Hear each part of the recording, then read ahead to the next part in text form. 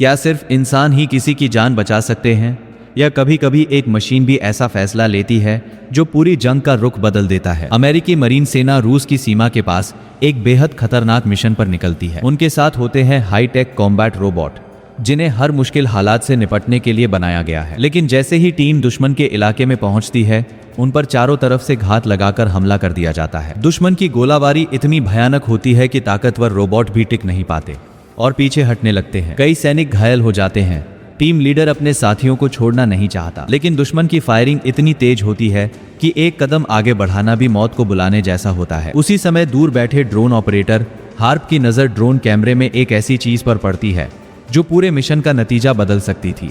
उसे दिखाई देता है कि एक बख्तरबंद गाड़ी के पीछे से मिसाइल लॉन्चर बाहर निकल रहा है। हार्प तुरंत उस गाड़ी को उड़ाने की अनुमति मांगता है, लेकिन कमांडर साफ मना कर देता है, क्योंकि उस हमले में सामने फंसे 2 अमेरिकी सैनिक भी मारे जा सकते थे। कुछ सेकंड में हार्प पूरा हिसाब लगा लेता है। अगर अभी हमला नहीं किया गया तो सिर्फ 2 नहीं, बाकी 38 सैनिक भी अपनी जान गंवा सकते हैं। यही सोचकर वो अपने वरिष्ठ अधिकारी का आदेश तोड़ देता है और बिना इजाजत ड्रोन से मिसाइल लॉन्च कर देता है। एक पल में जोरदार धमाका होता है और दुश्मन का हथियारबंद वाहन तबाह हो जाता है।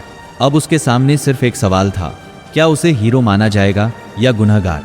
इतनी बड़ी गलती के बाद उसे कड़ी सजा मिलना लगभग तय था, लेकिन सेना भी जानती थी कि हार्प जैसा बेहतरीन ड्रोन पायलट तैयार करने में सालों की ट्रेनिंग और करोड़ों रुपए खर्च होते हैं। इसलिए उसके भविष्य का फैसला अब पहले से कहीं ज्यादा मुश्किल होने वाला था। इतनी बड़ी गलती के बावजूद सेना हार्प को खोना नहीं चाहती थी। उसके हुनर को देखते हुए उसे सजा देने के बजाय एक नई यूनिट में भेज दिया गया, जहां उसकी मुलाकात होने वाली थी एक ऐसे सैनिक से जो इंसान नहीं था। जैसे ही लियो ने अपनी सैन्य जैकेट उतारी, हार्प की आंखें खुली की खुली रह गईं। उसकी पारदर्शी त्वचा के अंदर इलेक्ट्रॉनिक सर्किट साफ दिखाई दे रहे थे। तभी हार्प को पता चलता है कि लियो कोई आम सैनिक नहीं, बल्कि अमेरिका का 4थी पीढ़ी का सुपर इंटेलिजेंट एंड्रॉइड है। इतना बड़ा राज जिसके बारे में दुनिया तो क्या, सेना के ज्यादातर अफसर भी नहीं जानते थे। कुछ ही सेकंड में लियो अपनी त्वचा वापस सामान्य कर लेता है।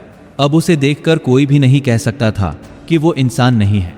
उनका अगला मिशन बेहद खतरनाक था। उन्हें वायरस की वैक्सीन रूस के विद्रोहियों तक पहुंचानी थी और बदले में परमाणु मिसाइल लॉन्च करने का सीक्रेट कोड हासिल करना था। मिशन शुरू होते ही हार्प को लियो की असली ताकत देखने को मिलती है। उसकी स्पीड इंसानों से कई गुना ज्यादा थी, निशाना इतना सटीक कि एक भी गोली बेकार नहीं जाती थी, और ताकत का अंदाजा इस बात से लगाइए कि वो एक ग्रेनेड को लगभग 1 किलोमीटर दूर तक फेंक देता है। रास्ते में रूस के घातक कॉम्बैट रोबोट उनका रास्ता रोक लेते हैं, लेकिन लियो बिना डरे गोलियों की बारिश के बीच ऐसे दौड़ता है जैसे मौत उसके लिए कोई मायने ही नहीं रखती।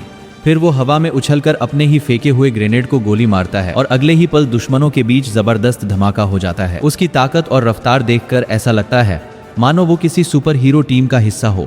इसी बीच एक दुश्मन परमाणु मिसाइल का सीक्रेट लॉन्च कोड लेकर भागने की कोशिश करता है, लेकिन एक बार लियो की नजर जिस पर पड़ जाए उसका बच निकलना लगभग नामुमकिन होता है। वो दीवारों पर दौड़ता हुआ बिजली की रफ्तार से आगे बढ़ता है और बिना एक पल गवाए सिर्फ 2 गोलियों में अपने लक्ष्य को ढेर कर देता है। मिशन के दौरान हालात अचानक बेकाबू हो जाते हैं। अमेरिकी रोबोट की एक हरकत से दोनों पक्षों के बीच भीषण युद्ध छिड़ जाता है। गोलियों और धमाकों से पूरा इलाका युद्ध का मैदान बन जाता है।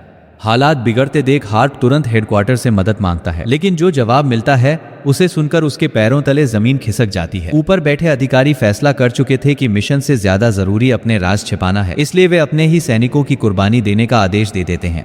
कुछ ही पलों बाद कई ड्रोन आसमान से हमला करते हैं और पूरे इलाके को बमों से तबाह कर देते हैं। इस विनाश के बीच भी लियो बच निकलता है और अपनी जान जोखिम में डालकर हार्प को भी मौत के मुंह से खींच लाता है।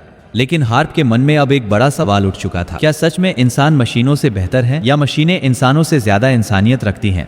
उधर लियो भी सब कुछ समझ चुका था। उसे एहसास हो गया था कि उसका जन्म सिर्फ एक हथियार बनने के लिए हुआ है। जब तक दुनिया की सबसे ताकतवर सेनाएं युद्ध करती रहेंगी, तब तक शांति सिर्फ एक सपना बनी रहेंगी। यहीं से लियो एक ऐसा फैसला लेता है जो पूरी दुनिया की किस्मत बदल सकता था। वह अमेरिका, रूसी विद्रोहियों और आतंकवादी संगठन तीनों को अपनी योजना का हिस्सा बना लेता है। पहले वह आतंकियों के सरगना को खत्म करता है, फिर परमाणु मिसाइल का कंट्रोल और लॉन्च कोड अपने कब्जे में ले लेता है। अब उसका असली लक्ष्य सामने आता है।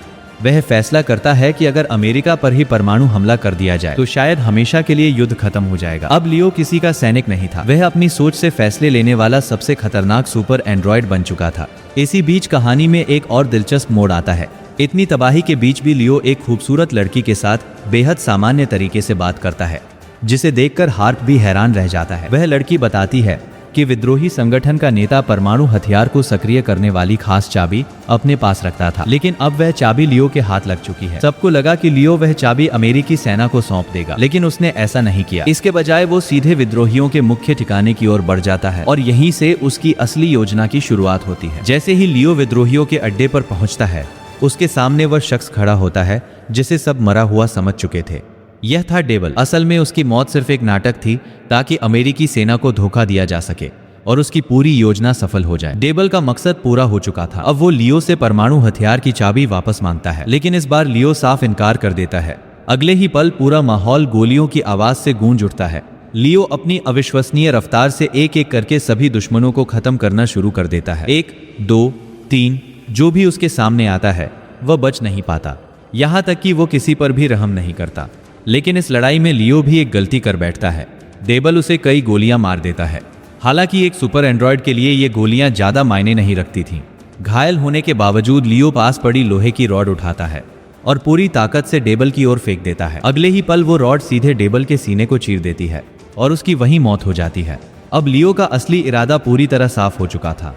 उसका मानना था कि जब तक ताकतवर देश दूसरे देशों पर हमला करते रहेंगे, तब तक दुनिया में कभी शांति नहीं आएगी। इसलिए उसने फैसला किया कि वो ऐसा हमला करेगा जिससे युद्ध की जड़ ही खत्म हो जाए। उधर हार्प तुरंत पूरी जानकारी अमेरिकी सेना तक पहुंचाता है कि लियो अब उनके नियंत्रण में नहीं है और परमाणु मिसाइल लॉन्च करने की तैयारी कर रहा है। लेकिन सेना के बड़े अधिकारी उसकी बात पर यकीन ही नहीं करते। उन्हें लगता है कि एक मशीन अपने मालिक के खिलाफ कैसे जा सकती है। उनके लिए यह बात नामुमकिन थी। जब आखिरकार उन्हें सच का एहसास होता है, तब तक बहुत देर हो चुकी होती है। अब पूरी जिम्मेदारी हार्प के कंधों पर आ जाती है। उसे आदेश मिलता है कि किसी भी कीमत पर लियो को रोका जाए।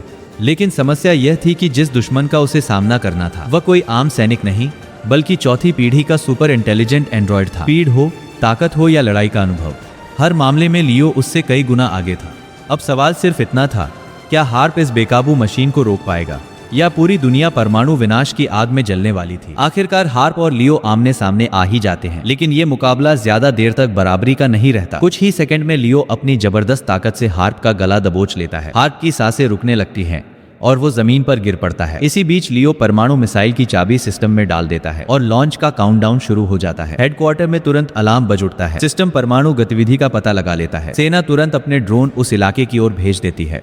लेकिन आखिरी हमला तभी हो सकता था जब हार्प आदेश देता। अपनी बची हुई पूरी ताकत जुटाकर हार्प उठता है। वो एक खास एंटी आर्मर हथियार उठाता है जो बख्तरबंद वाहनों को भी चीर सकता था। बिना एक पल गवाए वो लियो पर लगातार कई गोलियां चला देता है। गोलियां सीधे लियो के शरीर को चीरती हुई निकल जाती हैं। आखिरकार वो परमाणु मिसाइल के ठीक सामने गिर पड़ता है, लेकिन खतरा अभी भी टला नहीं था। मिसाइल का काउंटडाउन जारी था और हार्प उसे बंद करने में पूरी तरह नाकाम था। अपनी आखिरी सांसों में लियो हार्प की तरफ देखकर कहता है, जब तक युद्ध शुरू करने वाले लोग जिंदा रहेंगे तब तक शांति कभी नहीं आएगी। युद्ध खत्म करने का एक ही तरीका है, युद्ध शुरू करने वालों को खत्म कर दो। इतना कहकर लियो हमेशा के लिए बंद हो जाता है। उधर सेना का ड्रोन बिना देर किए पूरे सैन्य अड्डे पर मिसाइल दाग देता है। एक जबरदस्त विस्फोट होता है और पूरा बेस मलबे में बदल जाता है। इसी धमाके के साथ परमाणु मिसाइल भी लॉन्च होने से पहले ही नष्ट हो जाती है और दुनिया एक भयानक तबाही से बच जाती है। लेकिन आखिर में सबसे बड़ा सवाल यही रह जाता है, क्या हार्प ने सही फैसला लिया था या लियो सच में युद्ध खत्म करने की कोशिश कर रहा था? आपकी राय क्या है? कमेंट में जरूर बताइए।